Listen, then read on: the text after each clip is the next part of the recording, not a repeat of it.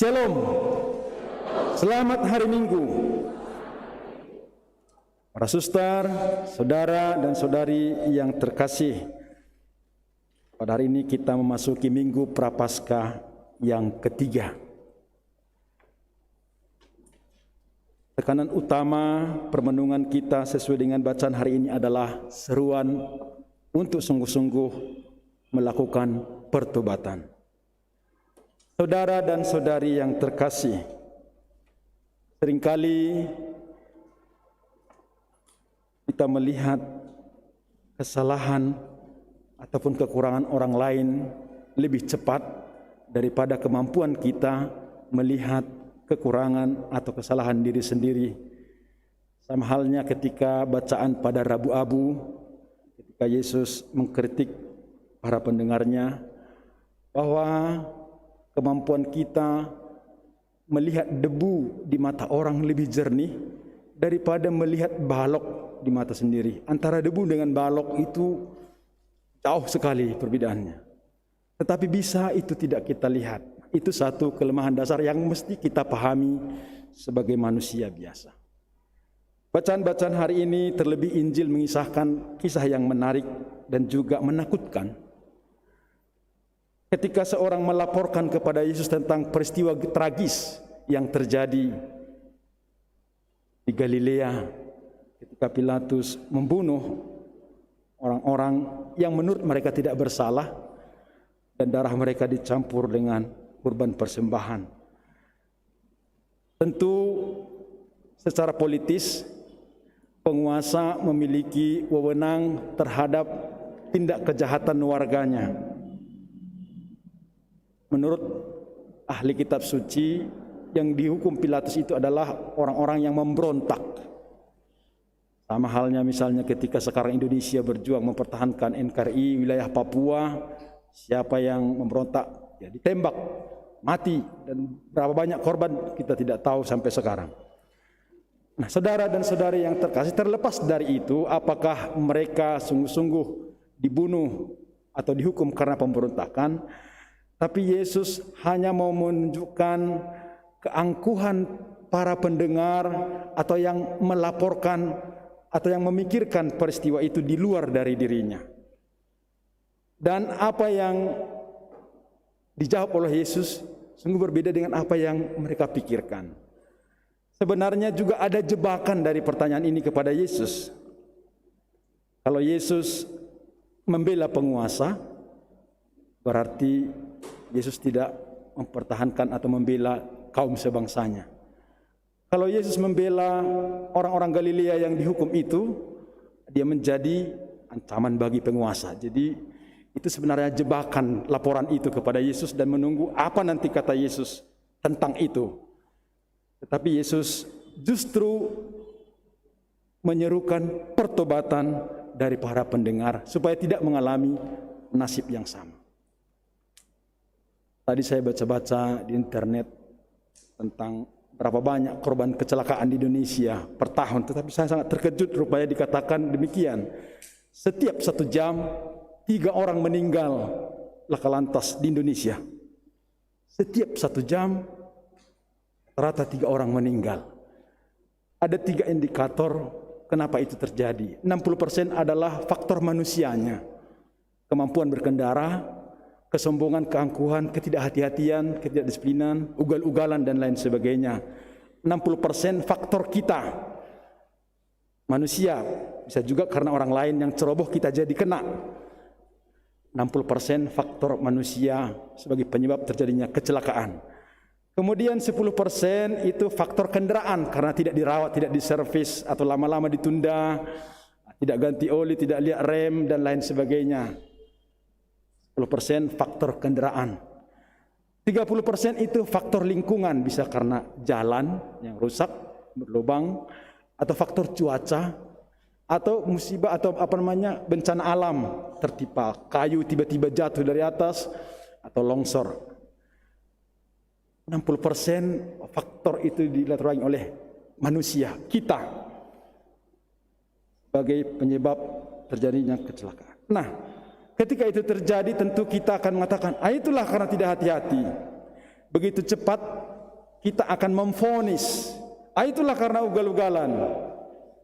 Tapi Yesus justru mengatakan nasib kita bisa lebih tragis dari mereka kalau kita tidak bertobat. Jadi kita yang disasar oleh Yesus sebagai pendengar firman, bukan kejadian yang terjadi. Itu hanya sebagai peringatan sebagaimana dikatakan oleh Paulus dalam bacaan kedua. Saudara dan saudari yang terkasih, ketika terjadi tsunami Aceh tahun 2004, Desember 2004, diperkirakan 120.000 orang korban. Apakah orang Katolik juga mengatakan, itu kan orang-orang berdosa semua itu? Bila kita menganggap demikian, berarti kita termasuk orang-orang rohaniawan yang sombong, yang angkuh, yang merasa diri kita benar, maka kita tidak mengalami musibah yang sama. Atau contoh satu kejadian yang sangat memilukan dan punya efek sampai sekarang, dan masih saya rasakan ketika saya masih SD, melihat betapa tekanan itu begitu hebat. Berapa banyak korban 30 SPKI di Indonesia, bahkan 500.000 lebih, dan mereka dibunuh tanpa ada pengadilan, kebanyakan massa dan banyak warga yang ikut, dan berapa banyak yang ditahan di Nusa Kambangan, bahkan di Pulau Buru misalnya, termasuk Pramudia Anantatur. Dari bukunya kan kita bisa melihat bagaimana keadaan di sana. Nyanyian Sunyi Seorang Bisu, itu kan buku Pramudia Anantatur. Dia adalah seorang tahanan politik yang juga mengalami pembuangan. Bagaimana itu terjadi, mengapa itu terjadi, bagaimana persis itu sesuatu yang tak beres sampai sekarang, sejarah itu. Tapi yang jelas korban begitu banyak. Apakah mereka lebih jahat daripada kita? Kita lebih baik dari mereka? Yesus menantang kita mempelajari, berbenah dari apa yang bisa kita ambil, kita petik dari kejadian itu untuk semakin baik. Baik dari segi keimanan maupun dari segi kemanusiaan, relasi kemasyarakatan. Saudara dan saudari yang terkasih, pertobatan yang hendak diminta kepada kita harus lahir dari pemahaman yang benar bahwa Allah itu sungguh Maha Pengampun. Pengampunan Tuhan tak terbatas. Ketika orang Israel mengalami penyiksaan di tanah Mesir, mereka menangis dan berseru kepada Tuhan, dan Tuhan menjawab dan menunjukkan jalan lewat Musa yang dipakai oleh Allah menjadi tokoh menyelamatkan atau membawa orang Israel keluar dari Mesir. Demikian juga dalam Injil hari ini dikatakan, orang pekerja kebun yang bertanggung jawab harus memperjuangkan apa yang dia pelihara. Contoh dalam rumah tangga, semua orang tua mengharapkan anaknya tumbuh besar, sehat dan baik. Tapi bisa juga kenyataan lain, berbeda. Apakah ketika ada orang mengatakan matikan saja anakmu, kamu katakan iya memang enggak berguna ini, misalnya karena korban narkoba atau yang lain yang menjadi cacat sosial yang membuat keluarga menjadi malu atau lain sebagainya. Tetapi pekerja kebun mengatakan, Tuhan berilah kesempatan 1 tahun lagi, saya akan mencangkul tanah di sekelilingnya, memberi pupuk, menyirami, mudah-mudahan tahun depan dia berbuah. Dan pemilik kebun itu bersedia, setuju. Saudara dan saudari yang terkasih, itu juga menggambarkan betapa Allah memberi kita kesempatan untuk berbenah, untuk bertobat, memperbaiki diri. Dalam hantaran pertama tadi saya katakan 2 intensi tekanan pertobatan. Pertama adalah bertobat, mendekatkan diri kepada Allah. Bagaimana relasi kita kepada Tuhan? Saya ingat ketika saya bertugas di Tanah Karo 2013, ketika Gunung Sinabung meletus kembali, November 2013 kalau saya tidak salah. Menjelang Natal itu banyak sekali kaum bapak ke gereja. Yang tidak pernah kita lihat pun jadi kelihatan. Tapi itu tidak bertahan. Ketika Gunung Sinabung mulai reda, tidak kelihatan lagi. Jadi pertobatan yang kita kembangkan adalah pertobatan yang bermutu, yang sungguh-sungguh. Bukan atas dasar ketakutan, nanti Tuhan enggak kasih saya masuk surga, atau nanti Tuhan enggak kasih saya berkat.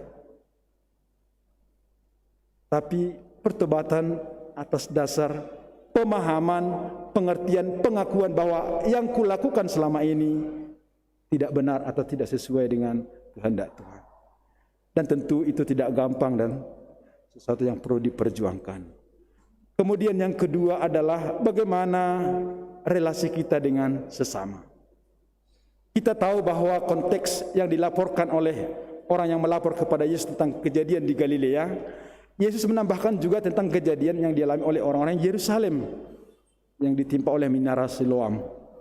Jadi orang tadi melaporkan hanya peristiwa di Galilea, tapi Yesus justru mengambil topik lain lagi supaya seimbang. Kita tahu antara Galilea dengan Yerusalem dalam konteks biblis kitab suci, Galilea itu di wilayah utara, Yerusalem selatan. Galilea itu lebih subur, lebih makmur dan lebih kaya. Tetapi di sana ada konflik sosial, kesenjangan antara orang kaya dengan miskin yang begitu. Orang kaya menindas orang miskin dan tidak peduli apakah mereka melarat atau tidak. Mereka hanya memikirkan diri sendiri. Itu konteks hidup sosial di Galilea. Tetapi kendati begitu makmur dan banyak juga sumber ekonomi karena subur dekat danau, perikanan segala macam. Secara politik pun mereka lebih berani, banyak pemberontak di situ. Biasanya semakin satu kota banyak uang, ya bibit pemberontak bisa dibekali, didanai. Kan begitu biasanya, itu sangat masuk akal. Sedangkan Yerusalem itu adalah simbol keagamaan. Banyak di situ kaum ulama, ahli-ahli kitab suci, tetapi hidup mereka munafik, tidak sesuai dengan doa-doa mereka dengan kenyataan hidup setiap hari. Jadi di Galilea kekurangannya adalah relasi dengan manusia, sedangkan di Yerusalem adalah kemunafikan, pembohongan diri kepada Tuhan. Doanya indah, tapi tindakannya tidak sebanding. Nah, maka Yesus mencoba mencari benang merah kedua kelompok ini supaya bertobat. Sama seperti ajakan ketika kita masa prapaskah. Selama masa prapaskah, ketika kita berdoa, janganlah doa kita itu menunjukkan kesombongan, keangkuhan bahwa kita ini sungguh-sungguh sudah menjadi Katolik sejati. Atau ketika memberi sedekah, janganlah supaya sedekah kita ini diumumkan setiap orang. Sekarang makin banyak saya dengar misalnya ucapan syukur dari keluarga ini, NN. Apakah itu murni sebagai kerendahan hati? Saya tidak tahu, masing-masing menjawab. Tapi di stasi Santa Faustina maupun Paulus, sering saya dengar pengumuman pengurus, kita terima ucapan syukur dari keluarga NN. Sekian, tidak disebutkan apakah itu memang kerendahan hati, ya, mudah-mudahan. Kemudian ketika berpuasa berpantang, tidak makan ini, tidak melakukan ini, supaya diketahui orang, Yesus mengatakan tidak ada gunanya. Tetapi bila dilakukan dengan sungguh-sungguh dan tulus di tempat tersembunyi, Bapamu yang di surga yang ada tersembunyi akan membalaskannya kepadamu. Saudara-saudari yang terkasih, kendati pun kita sudah mengakui bahwa kita orang saleh, rajin Ekaristi, setiap hari Minggu ke gereja, tapi Paulus mengatakan, hati-hatilah senantiasa, teguhlah berdiri supaya tidak jatuh. Semoga seruan pertobatan yang diajak oleh Yesus pada hari ini menjadi sumber kekuatan bagi kita. Bagi kita umat Katolik, Ekaristi selalu menjadi sumber kekuatan rohani yang paling tinggi untuk membantu kita melakukan perubahan. Karena Yesus yang adalah Allah memberi diri supaya kita selamat, membagikan dirinya, kita menerima dengan utuh lewat komuni suci, dan kita pun diminta untuk membagikannya kepada banyak orang di sekitar kita. Semoga masa tobat ini menjadi masa penuh rahmat untuk kita sekalian. Amin.